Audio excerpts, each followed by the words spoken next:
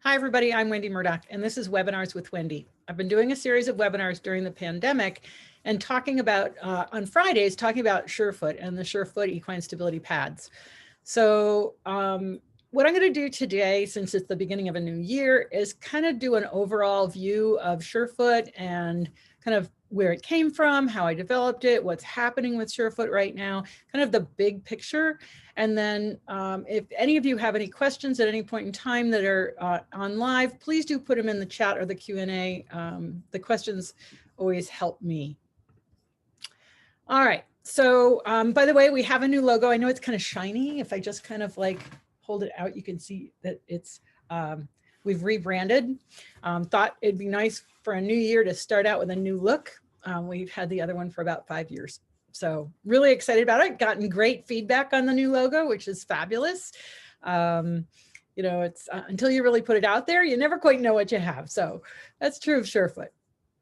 So to kind of give you the big picture overview, this is something that I started back in 2012, in May 2012. So we're now looking at 9 years this May that I've been developing Surefoot, expanding Surefoot, and watching it grow organically. And I think that for me, one of the greatest things is to see how Surefoot has a life of its own. And if you're not a member of the fans club, the fans of Surefoot on Facebook, please do join.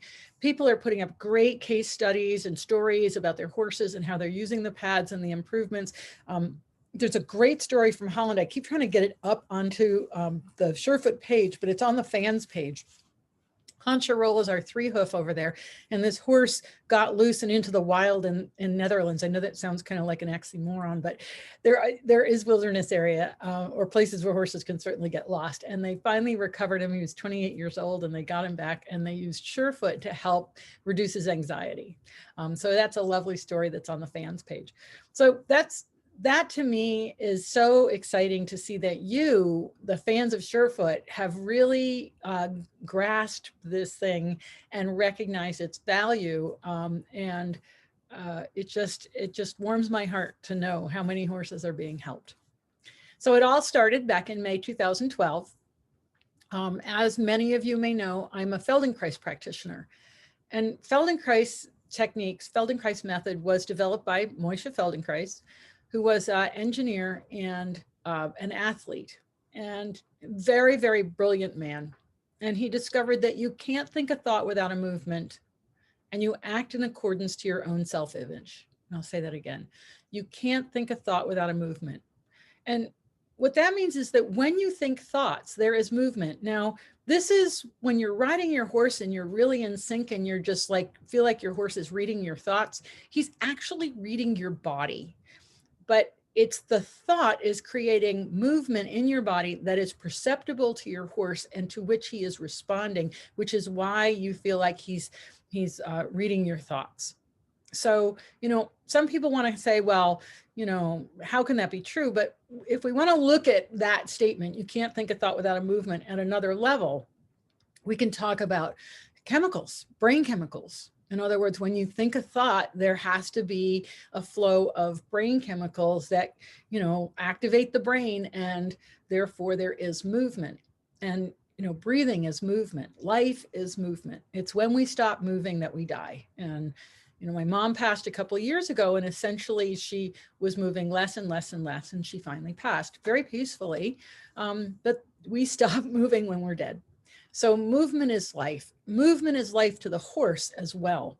And it's been interesting to have some recent guests where we've talked about pain and movement and how, you know, horses in pain stop moving or move less or move in a very stilted way. So they're decreasing their movement and they are certainly designed to move.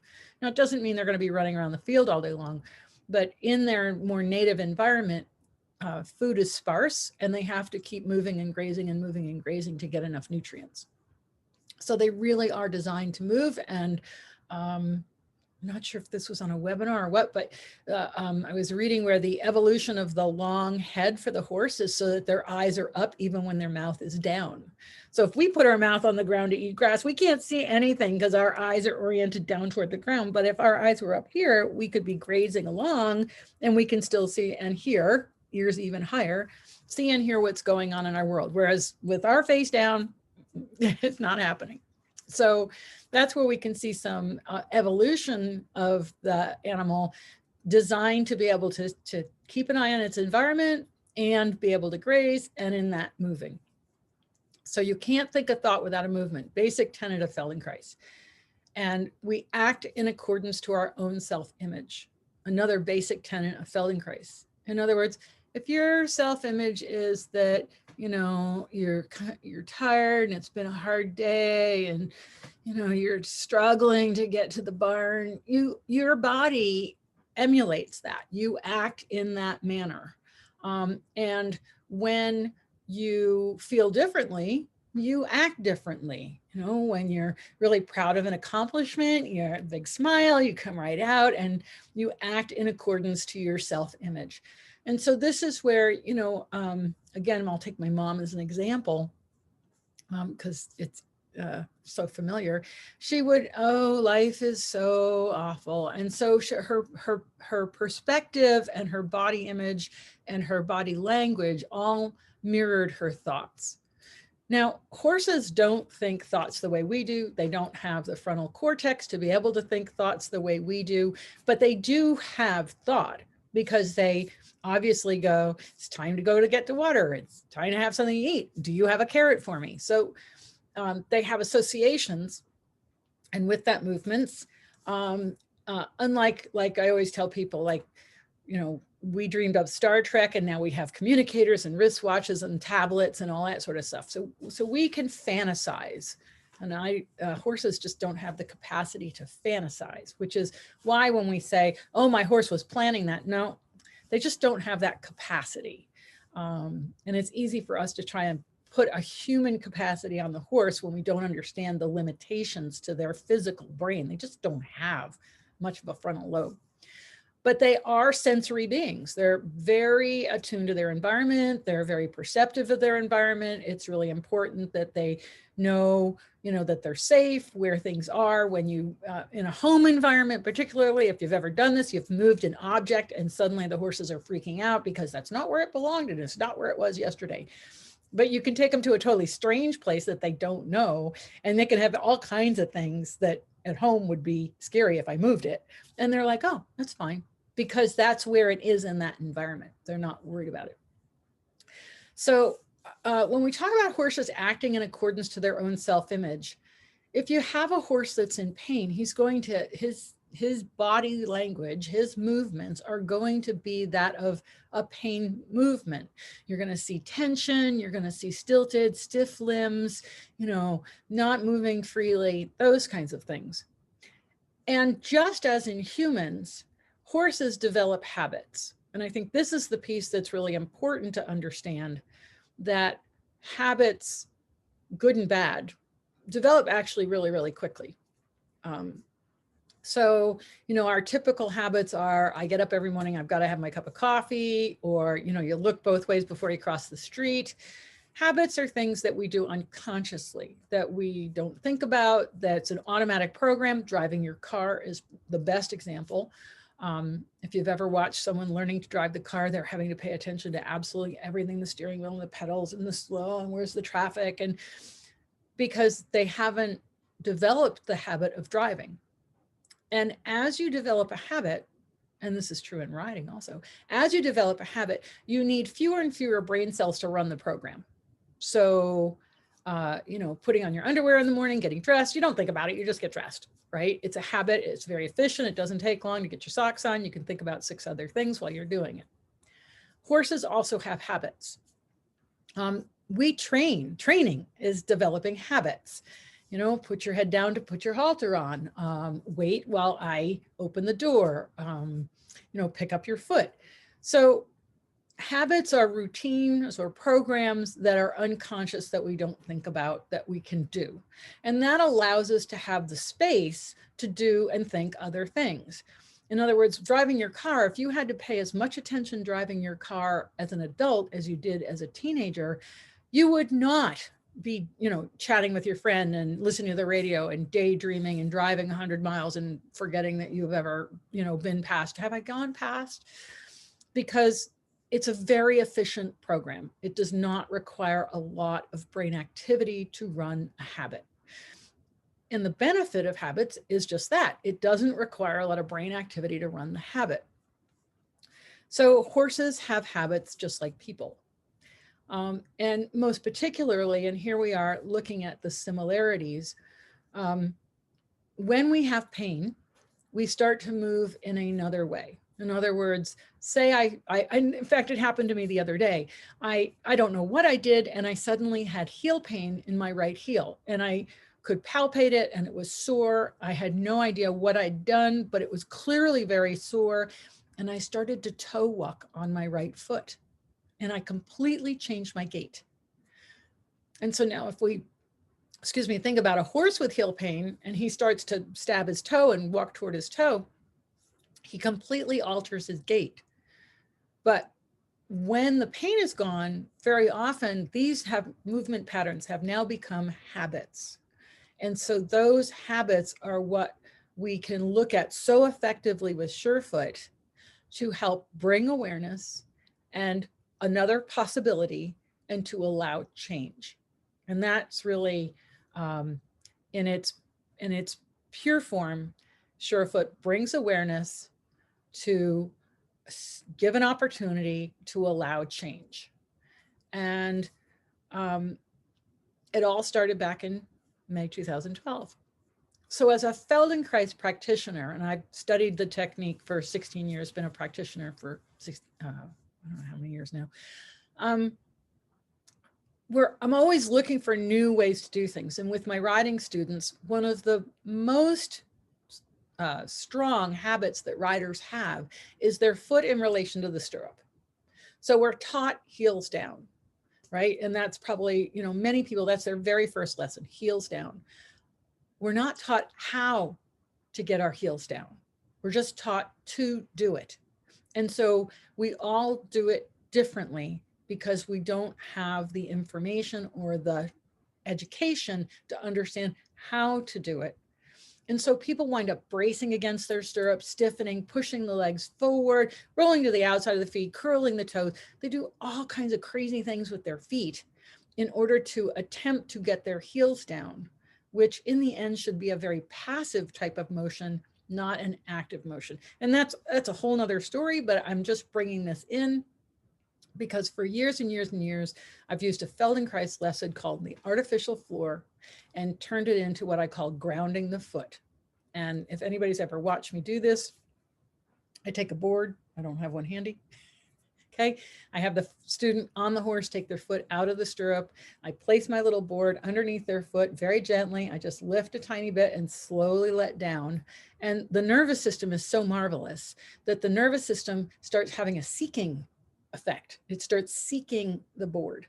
And as the foot starts seeking the board, a lot of the tension that's in the leg as a result of attempting to make your heel go down, that tension goes away. And so I'll do this several times. I typically just do one leg because I want to create a lot of contrast between the two legs. And I'll just gently lift, make contact, slowly release. If you want to know more about this, you can find it in my 40 Jumping Fixes book. I also tell you how to do this on your own, how to do the Feldenkrais lesson of artificial floor. But anyway, I do this a bunch of times. And the riders to a person report that their leg is longer, it's more adherent, it's more grounded, it's softer, it sticks to the horse, it's in place, they didn't have to work, they want the other leg done. And so I've been doing that since like 2001 or 2, so quite a long time. And so this whole idea of grounding the foot or putting gently input into the foot and then suggesting that the leg lengthen. And in that lengthening, there's a decrease of tension. Okay, so instead of trying to force your leg down and your heel down, As you let go of the tension, as the muscles relax and elongate, the heel can go down. And that's sadly, the misconception is that heels down should be something forced, as about something that has to be a much more passive function that relates to how we use our entire body and our leg in relation to the stirrup. So having done this for many, many years, that's the kind of thinking that I had going into this little project. And so in May 2012, a horse came to me that I had seen for 3 years. His name was Dante. And when I started with him, he was lame. And so for 3 years prior to 2012, I would give this horse and his rider Feldenkrais lessons. And you're asked, how do I give a horse a Feldenkrais lesson? Well, kind of the same way I do a person. I use my hands and I guide and show the body what is happening and then look for other opportunities. Okay, so Feldenkrais is not a massage technique. It's an awareness technique. It's about bringing in the awareness so that you can discover what's happening, what your pattern is. And then, you know, it's very much going with that pattern and contrasting one side to the other to create the awareness. Because with the awareness, we change. The practitioner is not changing us or me if I have a practitioner work. The practitioner is to bring in the awareness so that my nervous system goes, oh, there's another possibility. Oh, I didn't know I could do that. Oh, I thought my shoulder was like this and that's the way it was. No, it's like you can, here's a really simple little Feldenkrais lesson. Okay. So just sit quietly and notice the distance from your right ear to your right shoulder. Just notice that distance from your right ear to your right shoulder. And then close your eyes, and we'll just take you through this, right? Just close your eyes and very slowly think of tilting your head in such a way that your right ear is going to get a tiny bit closer to your right shoulder, but only what's easy. So you're not going to force it. You're not going to do anything strenuous. If it's uncomfortable, you're going to stop. You can visualize this, just this tiny little movement of taking your right ear toward your right shoulder. And as you do that, notice if you sense anything at the back of the neck, in the jaw, around your eyes, your lips, and then just pause for a second and notice how that feels. And then very slowly begin to raise your right shoulder toward your ear, but only do what's easy. The smallest amount of movement possible that you can acknowledge that's comfortable and pleasurable and easy. And pause. And the pause is really important. The pause is actually the magic. The pause is when the nervous system kind of takes that little piece of information and goes, what was that? Okay. And then once again, think of lowering your right ear toward your shoulder just a tiny bit. And again, noticing how far down the spine can you feel this movement? So do you notice anything in the neck, in the upper back, between the shoulder blades? And you might even sense something all the way down the pelvis, and it's okay if you don't. Okay, and pause, and then slowly bring the right shoulder toward the ear. Again, noticing if there's any movement along the ribs, the back of the neck. Just a few times. Just the smallest, tiniest little movement. Okay. And now think about bringing both the ear and the shoulder closer together at the same time. Just what's easy. And sense down along the spine and over the ribs. And notice if the shoulder blade is gliding over the ribs, or if the shoulder blade and the ribs seem to be moving together. And then just do that just a few times and pause. And now just kind of take stock again about the distance from your ear to your shoulder. And is anything different? And compare that to the other side. And so this is just the example of a Feldenkrais awareness through movement lesson, where you're verbally guided through movements to bring awareness. and the movements are small and slow. Now, I've been teaching this stuff for years, but in light of all these webinars, one of the things I've been learning is how this may be affecting the fascia, which is why it's so effective. And the more I learn about fascia, it's fascinating. I've had some great guests talk about fascia. The more we learn about fascia, the more you start to realize how important it is, and how if it's sticky and stiff, it's going to restrict movement. And when it's fluid and moving and gliding, things go better. And so just pause for a moment, and again, just kind of take stock of the distance between the ear and the shoulder and the ear, and the sense of the length of the neck on each side and the way the shoulder blade's resting. And it's with this awareness that we can change. You might have noticed, wow, my shoulder blade doesn't glide on my ribs at all. Or wow, I feel like I have to shift all my body weight to do this little movement. Or wow, I can just do a tiny little tilt at the top of my neck. All of these are right answers. All of these are awareness that you discovered through movement. And that was the point of the Feldenkrais method. It was about the awareness, not the movement. As my teacher, Mia Siegel, would say, the movement is simply an excuse to learn something. The movement is simply an excuse to learn something. And so if we're really trying to make a movement, that's not what we're doing here. That's not Feldenkrais. That might be exercise, but it's not Feldenkrais, because it's about moving in a non-habitual way. And that's another key word for Feldenkrais method, non-habitual, something you don't normally do, that you do not have a habit of. A non-habitual movement, because with non-habitual movements, we pay attention. The nervous system goes, whoa, what's that? It's not something I normally do. What are we doing, right? And that's what we have to do. We have to capture our own nervous system to pay attention so that we can learn something new. Okay, so back in 2012, I'd seen this horse for 3 years. I'd used my hands. I'd given him Feldenkrais lessons. He was moving better and better. She was getting 8s on harmony for horse and rider in her dressage scores. And then she changed the saddle in the month prior to that, in that interval between April and May.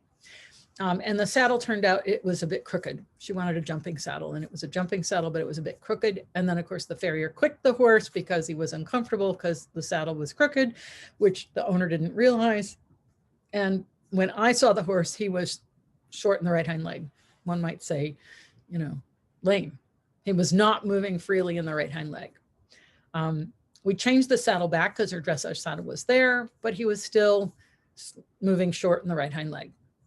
So that night I went home, and my horse happens to live at Dr. Joyce Harmon's house, which is one of the reasons I can get her as a guest so often. I called her up, and she wanted to stand at her computer instead of sit. So back in 2012, Vera desks did not exist. This whole idea of standing desks didn't exist. And so she was looking to have something to have her computer on and something to stand on, and she wanted a pad to stand on, and she's telling me about this. And while we're talking, she told me about how they were using different types of pads and things for rehab for dogs. And so I'm tapping away on my computer, and I'm looking at dogs standing on all these different objects. And, you know, we were talking about it. And I said, do you think that would work for Dante? Because she knew the horse. And she said, I don't know, give it a try and time it for 15 seconds. And so, you know, when you're working with your horses, just remember that my very first experiment, I timed at 15-second intervals. That's all it took. And I grabbed something out of my shed. I drove to the lesson. She was already on the horse. I walked up to her. My students are very used to me doing strange things. I picked up his right hind leg. I stuck this pad underneath. I set it down. I timed it, and he walked off completely different in 15 seconds. And to this day, it has taken over my life. To this day, that 15 seconds rocked my world. So I spent some time with him. He was moving better and better, but he would not let me do his front feet at all. The next horse was a quarter horse with a poor canter who would not let me do his back feet, but I could do his front feet. And in an hour, we had a round canter. And the next was a halflinger who would let me do anything, all 4 feet, but I only had 2 pads. And in an hour, we had a round canter. And that person who owned the halflinger is Katherine Wyckoff, who is a fellow Feldenkrais practitioner. She has a PhD in physical therapy. She is now an animal from UT Tennessee, CERP, I think it is, certified equine rehabilitation practitioner. I think she's CERP or CERT. Anyway, technician. And she is one of my 4-hoof practitioners. She speaks French. She'll be hopefully going over to France this summer so that she can do some surefoot practitioner workshops over there in France.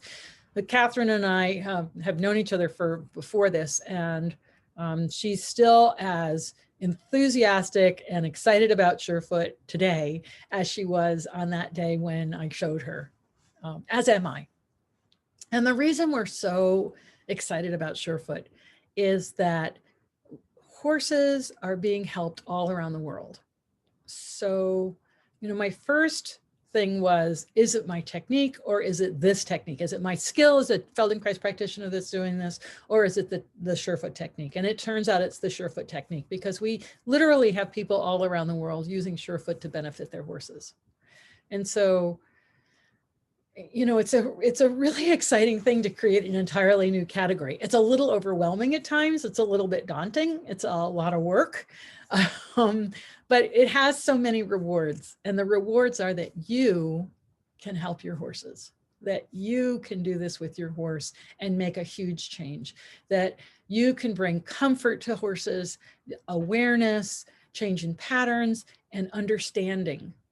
And you know, think about how many times we've seen somebody kind of pigeonhole a horse. Oh, he's just, you know, he's just lazy, or, oh, he's always grumpy, or, you know, he doesn't like his canter left lead. Like, I don't know. But we tend to, and it's normal. Okay. I'm not saying it's good or bad. It's just normal that when we run out of ideas, when we run out of understanding, when we run out of possibilities, then we have to deal with this thing that we can't solve, or this thing that everybody has jointly decided is the way it is. And so we kind of get into this pattern of diminishing or discounting, or, you know, writing off, or saying, well, that's just the way he is, and you just have to deal with it. You just have to tell him he's, you know, and sadly, and I think this is also true, that some of our ways of dealing with horses are arcane, archaic, are you know, passed down generation after generation, that we believe without question that those myths are true, like that horses can't transfer information from one hemisphere to the other in their brain. They actually have a huge, what's called corpus callosum, which is the highway that transfers information. That we have to train both eyes because they don't transfer information. That's totally false. Their optic nerves have more cross brain connections than we do. But we grow up with these myths. And I admit that I grew up with these myths as well. Some good, you know, that you put the saddle on, you slide it back and not just leave it sitting up on the shoulder. But, you know, unless and until we examine our belief systems about horses, we are not going to make progress. And I think one of the things that Surefoot does and has done and is doing is providing an opportunity to reevaluate our belief systems, and to reevaluate how we look at a particular horse, and to reevaluate what actually is happening there, and to assess in a new, non-habitual way. So Surefoot is as non-habitual for people as it is for horses. You know, when I first started, and I would show up with this foam pad with different colors, and people would look at me and they pretty much thought I was nuts. Until I put the pad underneath the horse's foot and they saw with their own eyes what happened, or they sat on the horse and they felt with their own body the changes. And it's with that, like if I try to describe to people Surefoot and what the horses do, and they lick and chew and sigh and drop their necks, and, you know, and people look at me like, yeah, right. And when I tell them it can happen really fast, they're like, yeah, right. But when they see it, there's no denying it. When they see it, the horse can't lie. He can't say, well, I'm doing this just to make you happy. You know, they can't do it. And so, and the other thing that I think is so important is that when we're in the presence of these horses that are on pads, and where we see the parasympathetic kick in, and the relaxation and the let down and everything, is we are in the field of that horse. And we, as herd animals, we are also herd animals. Just notice how you're feeling being stuck in your house in a pandemic and not able to party and socialize. So we are herd animals. We are in the presence of those horses, and we feel and sense the changes in our own nervous system as the horses go through their process. And I know this because when I do a Surefoot practitioner workshop, I have to be extremely careful with the duration, the amount of time that we work with horses, because by, an hour or two, everybody's drooling. Everybody's like, oh, they're just all in that same dreamy space as the horse, because we've been washed in this same, I hate to use the word energy, but we're in the same environment. We're social animals. We're, go and watch some of my webinars on the vagus nerve. I think I probably need to do another one because it's so important. But vagus nerve has a social component. In other words, the vagus nerve is the 10th cranial nerve. It's the largest nerve in our body. It has a huge amount down in the gut. Some people think of it like your gut brain. And it has a piece that's unmyelinated and a piece that's myelinated. So myelinated, think insulation on the wires. Unmyelinated, no insulation. So there's a primitive part and a more advanced part. And like if somebody comes up to you and does something and you flush, you can't help that. That's vagus. That's like, wow, right? But the side of vagus that perceives social engagement is that you look around and you go, oh, they look okay. They look safe. They're relaxed. They're okay. Horses are doing this too. Dogs, cats, mammalian. It's a mammalian thing. We all do this, and we check in with our social environment to recognize, is it safe? And so when we're around horses that are in this dreamy state from standing on Surefoot pads, we're all feeling that same feeling. Our nervous systems are responding to the nervous systems around us as a herd. And we're all going, oh, we're safe and it's great. And we're going, oh man. And so I have to be so careful to dose the amount of time we work with the horses, because otherwise by, a couple of hours, I don't have any people left that are ready to do anything because the nervous system has come down so far. So in terms of the autonomic nervous system, you have sympathetic and parasympathetic. Right now, you're probably in parasympathetic, you're at home, you're watching this on your computer, you're safe, you probably got your drink, you've had something to eat, you're comfy. And so your nervous system is calmed down. But to stand up and go upstairs just to open the door for the cat, you need some sympathetic. You need to be able to get up out of the chair. And so it's this lovely little sine wave of sympathetic and parasympathetic, right? That allows us to be called into action, sympathetic, a little bit of sympathetic, or to called into rest. And it's when we get out of balance that we get in trouble. When we're spiking too high, fight and flight, the horse is like terrified and it's out of here, or you're wide-eyed and terrified and you're out of here, or, really low and lethargic. And so we all pick up on this group experience. So it's one of the things I love about Surefoot, because I'll start working with a horse. And just for those of you that might be new to Surefoot, you start with 1 foot and 1 pad, typically harder, and move to softer, because if it's too much give to start with, it can make the horses anxious. The easiest way to think about that is when you're starting an exercise program for you to work on your balance. And by the way, you can use all your Surefoot pads because we do use them with humans. You start on something harder that's going to give you more support, and then you move to more unstable surfaces to challenge your balance. So in very much the same way with Surefoot, you would start with harder and move to softer. And there's a few exceptions to that, but that's the general rule. And you start with 1 foot because every time you put a foot on an unstable surface, it's either having to redistribute that load or figure that out. And when you go to add a second foot, doesn't matter front or hind, now you have 1 foot on an unstable surface trying to steady, right? And then you pick up another foot. Okay, so now I'm on 2 on the ground and 1 that's on an unstable surface. And, I might feel out of balance. And so that's what we're having to be careful of when we're using Surefoot, especially in the beginning. Sorry about the phone ringing. Is that we're challenging that horse's balance. But at the same time, when we put that foot on a pad, what we see is this parasympathetic response. this grounding effect, this relaxation effect, which is different than what we see in people.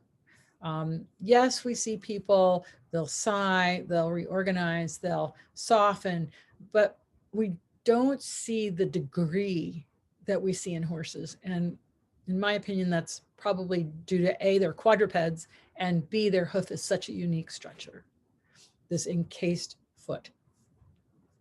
And so you see an almost immediate change in the nervous system in not all cases, but in the majority, in the bell curve, in the majority of horses, you'll see a breathing change in 3 to 10 seconds.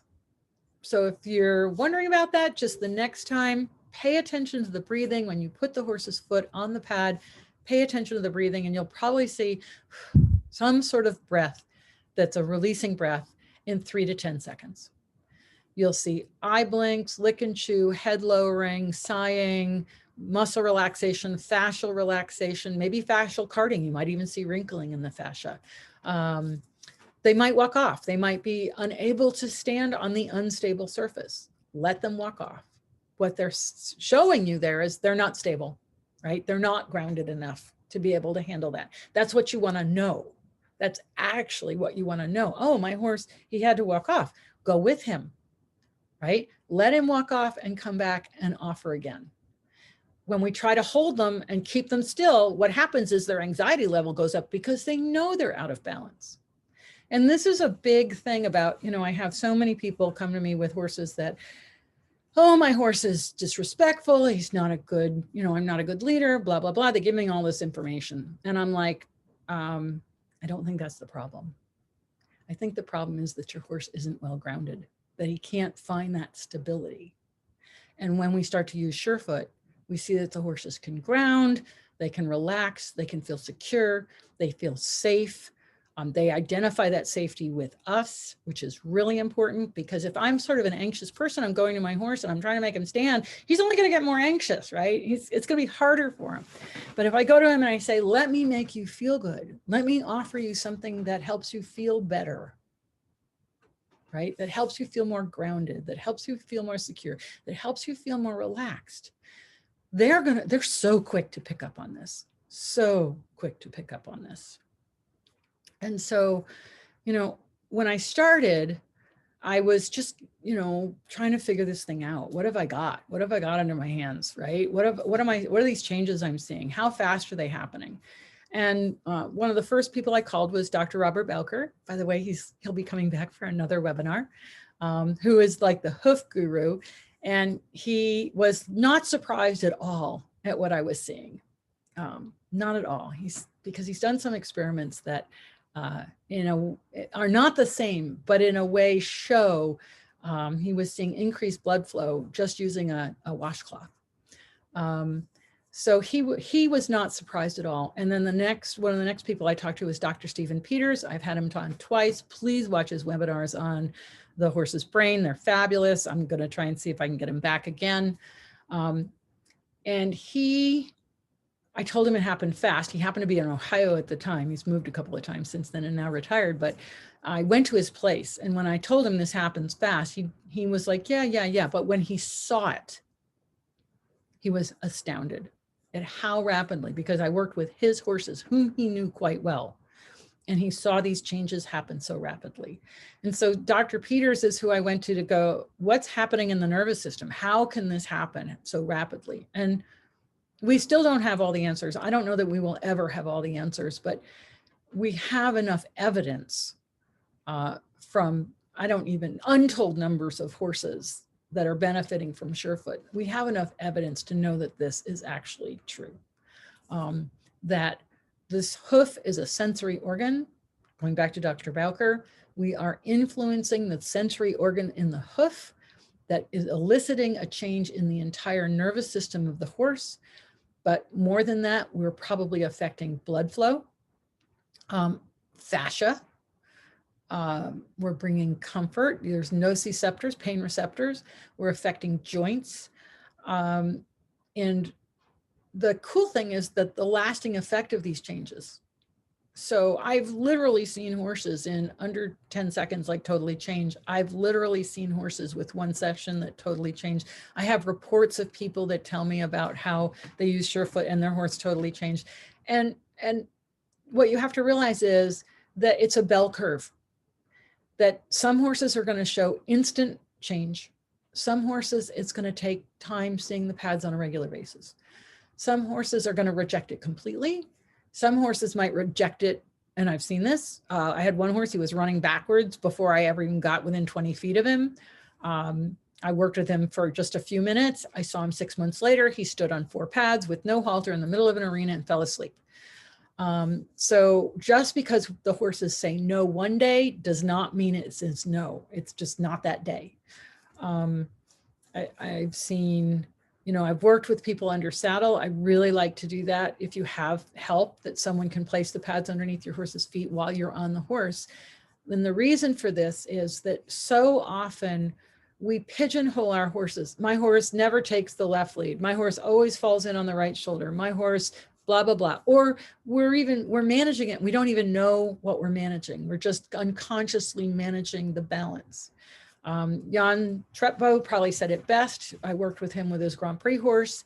And at the end, he said, I no longer have to train. I simply get to ride. And that was probably one of the most beautiful statements, that he was managing some issues with this horse, you know, just helping her along. And once we did Surefoot, he didn't have to help. She was able to figure it out herself. If anybody has any questions, please put them in the chat, because I can roll on like this forever. Because it's just, for me, it's so exciting to see the enthusiasm and the acknowledgement that we can make a difference for our horses in such a simple way. And, you know, there's so many wonderful techniques out there. And I love the Tellington Jones work. I've been a team practitioner for a very long time, and there's Masterson method, and there's, you know, and there's rehab training, and they're all great, but a lot of them take time to learn. And with Surefoot, there's some basic rules. Keep your hand behind your back, the other hand so that you keep yourself safe, keep your hands away from the hoof, listen to the horse, but it's not a high-tech, doesn't require a ton of skill. So you can quickly begin to make changes, can quickly help horses, and it's portable. You can take it wherever you go. So, okay, so back in 2012, I started doing this. I started messing around. I talked to Bob Belker. I talked to Stephen Peters, and I was in Holland, and I sat on a horse that somebody did the pads under his feet. While I sat on the horse, I felt all these changes. We videoed it, and I showed it to Mia Siegel, my Feldenkrais mentor, who worked with Dr. Feldenkrais many years ago. And she pointed out the changes that she could see at C6, C7 in the pelvis in this video that I showed her, which was maybe 20 minutes. And so, you know, it was that I knew I had something. I knew I had something profound. I knew I had something that needed to be shepherded, that needed to be guided, needed to be sorted out, needed to be worked through to come up with a program, a system of how to do this that's kind of consistent. But of course, you know, people always go to me, well, you know, my horse has this and this and this, which pad should I use? I can't tell you. I can tell you this is where I'd start, but I have to look at the horse and see his response to know where I'm to go, because the horse is the guide to this program.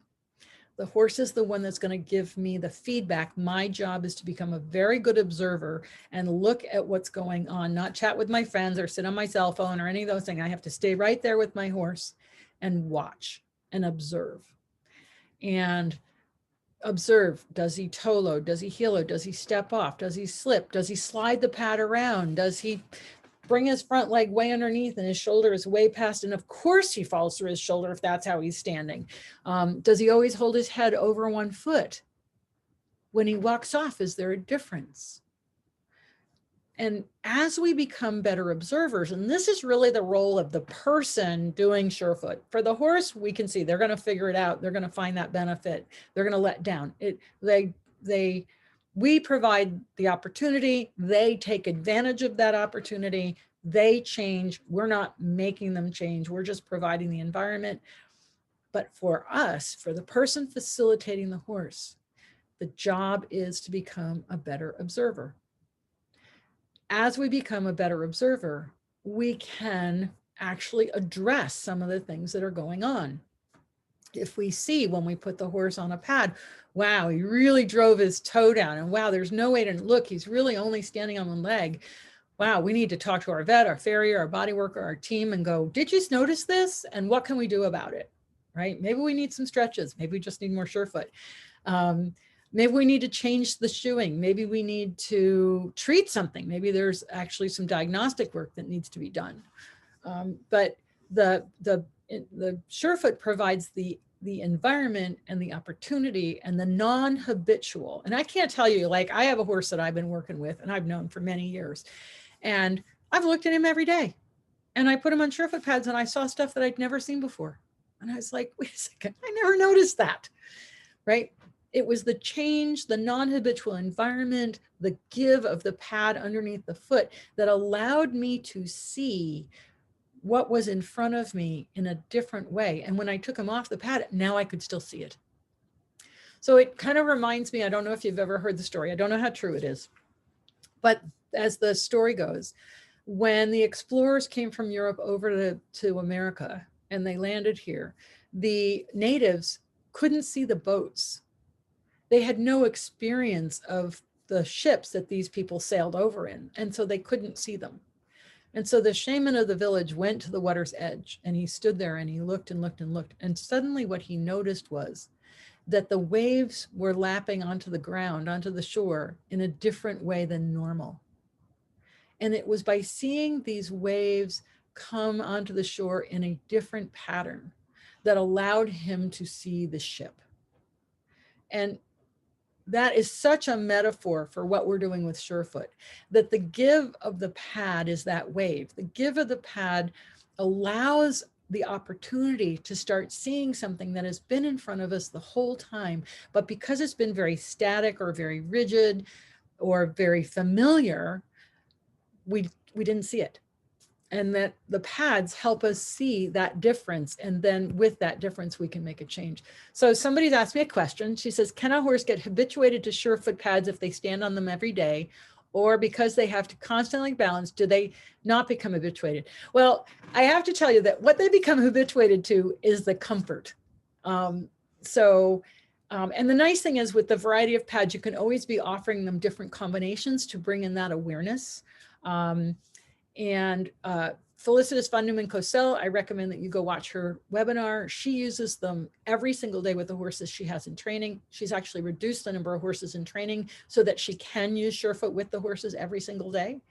And so there are other benefits to it, including the relaxation. But the piece about the habituation that I want to talk about is great because I was going to talk about it and I forgot. We have someone out in Colorado that has a piece of equipment that is looking at, so she can look at heart rate and heart rate variation. And she has a mini who's had a very elevated heart rate. And she started using surefoot with him. And she was noticing that when he is on surefoot pads, his heart rate came down, like it was like at 80, normal is like 40. No, normal is, yeah, 40. And it was like at 80. And so she noticed now it was when he was on the pads, it was at 60. And then one day she went out and the horse's heart rate was already low. And so she emailed me and she said, you know, his heart rate was already low. And so I emailed her back and I said, did he see the pads before you got there? And she said, yes. And so what they habituate to is the comfort, what surefoot's going to do for them. And that's fabulous because that means that say you're in a scary environment, you just pull out your pad. In some cases, you don't even have to put their foot on it or you only have to do one foot because they're already habituated to the letdown associated with surefoot. And so, you know, I've seen this enough to know that horses probably even recognize my voice and know I'm bringing pads.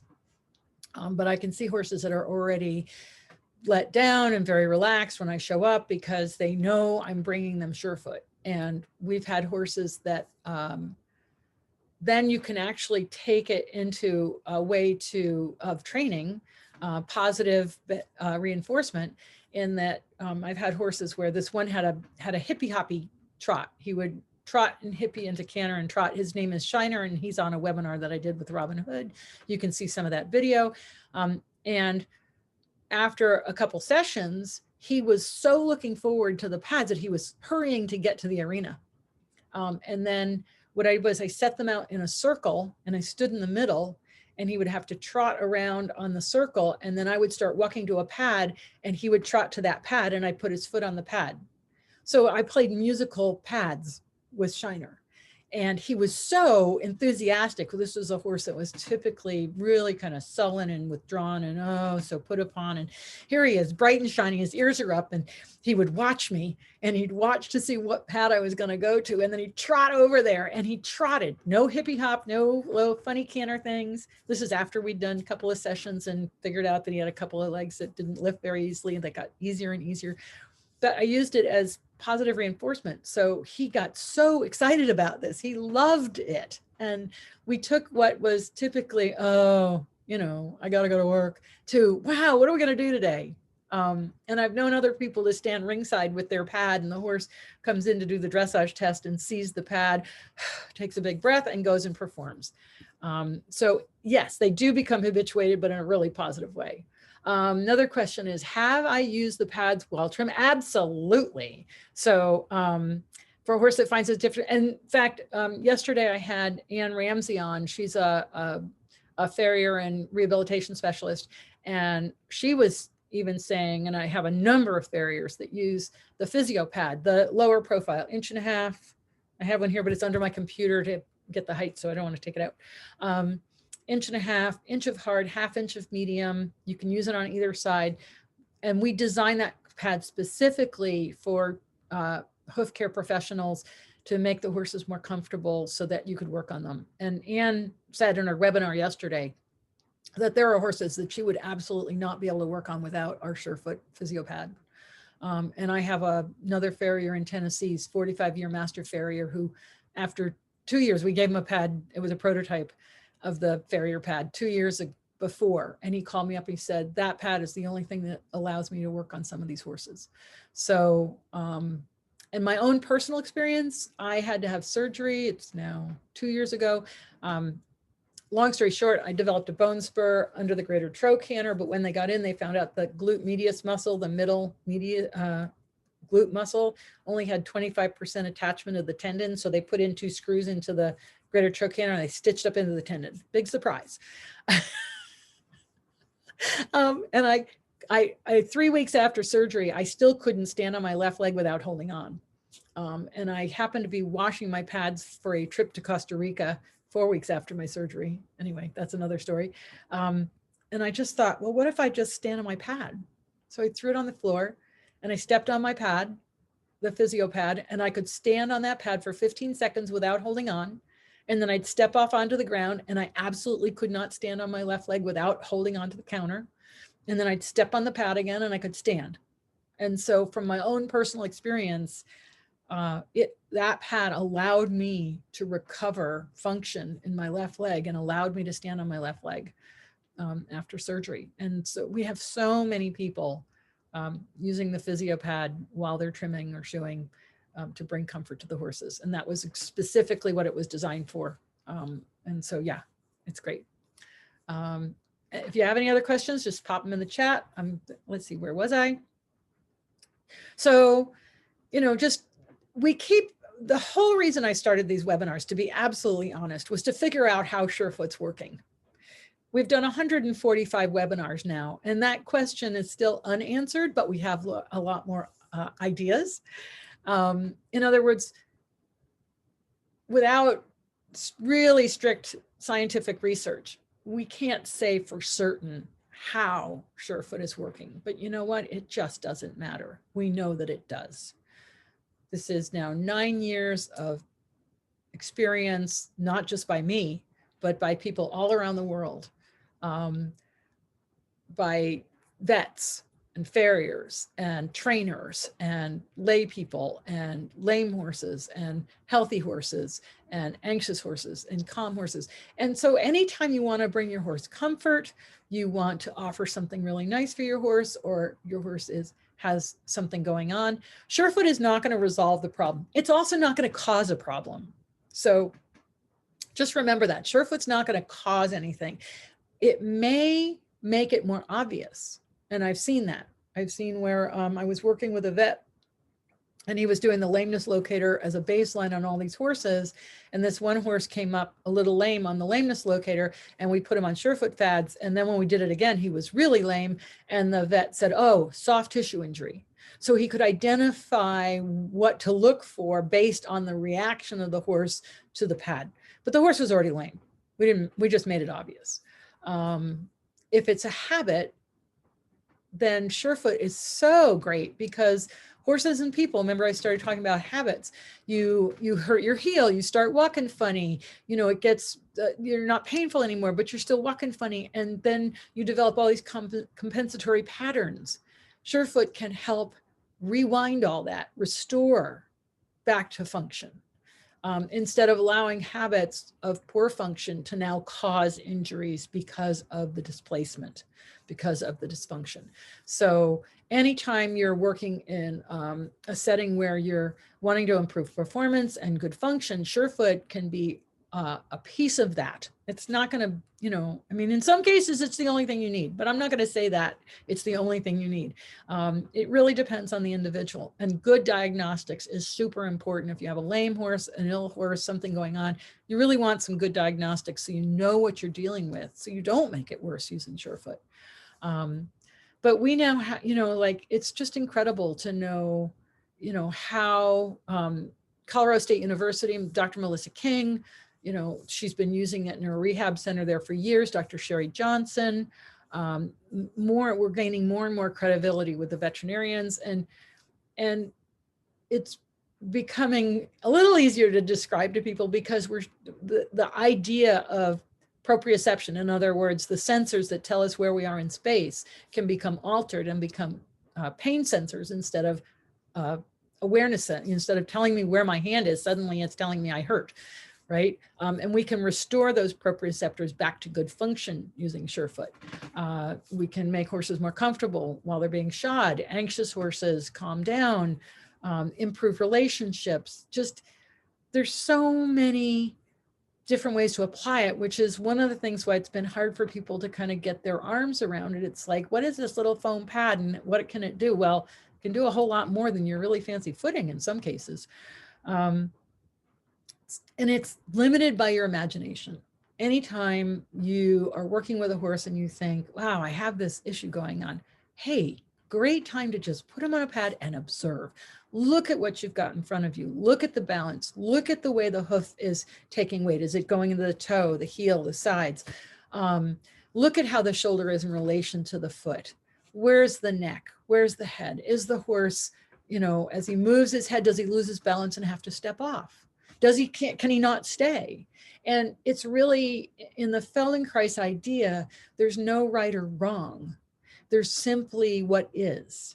And as we stick with these observations and not conjecture, not try to label or not try to pigeonhole, if we just go, you know, like a lot of times I simply narrate what I see. Eye blink, tail swish, lick and chew, head lower, shift weight right. I just narrate it to myself to make sure that I stay in the observer mode and not in the judgmental mode of, oh, that means, oh, that's why, right?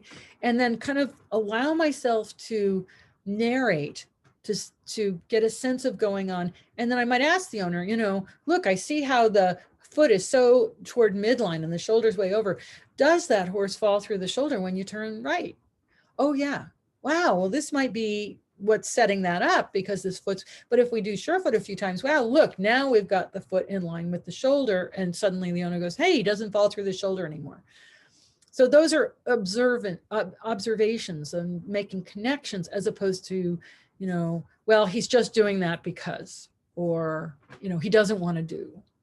And it's hard for us as people, as humans, to let go of some of these years of indoctrinating dogma,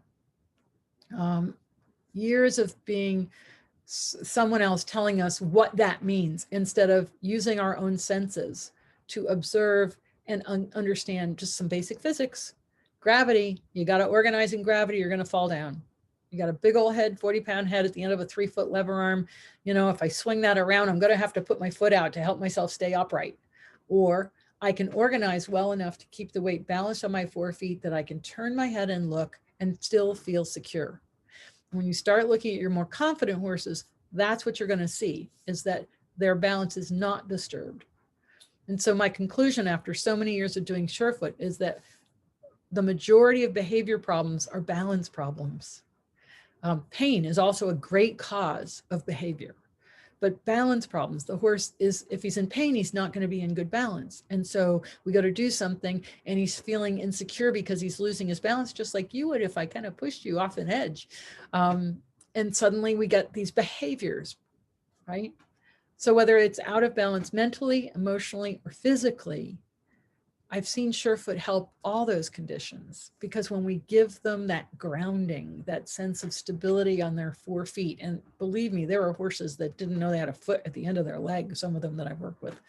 But when they sense that earth and that ground and they feel secure, then they can take a breath, they can be present in their world, they can handle things that come at them, they become more resilient, they become better partners, we become better observers so that we can be better partners, because if you can't see it, it doesn't exist. So I've come to the end of my hour. I have a question here. Let me just take that question. He says, I offer 3 different sets of pads to my gelding. He often stands on them for a few seconds and then pushes them off. I offer again and he pushes off. Do I make? Yeah, I would wait a couple days and come back and do it again. I might just do 1 foot and a few minutes and give it a rest. I might go to the back feet. A lot of times, if they're pushing the pad back, they want it under the back feet. I might also go harder rather than softer. Some horses, you know, I've seen horses where they feel a little unnerved by it. It's like, whoa, wait a second, what is this thing, right? So give them a little rest for a little while, and then just 1 foot with the harder pad and see what happens. And if you have the chance to work with another horse, it's always interesting because, you know, the more horses you do, the more experience you get with this stuff. And then you can see the variety and just how it's all over the map. It's all over the map, just like with people. So people go, you know, what pad should I start with? The one your horse likes. No, actually, typically we start with hard or firm. If the horse is anxious or nervous at all, it's going to be hard. And if they're calm, it's firm. And in many cases, actually, if I don't know a horse and I'm not certain, I'll start with the physio pad. Well, thank you so much for joining me today. I really appreciate it. I have some more guests lined up for next week. I just found out that Bob Bowker's willing to come back. It'll be the end of the month. And we'll keep having these webinars just, you know, through the winter. And be safe out there and take care. Thanks a lot. Bye.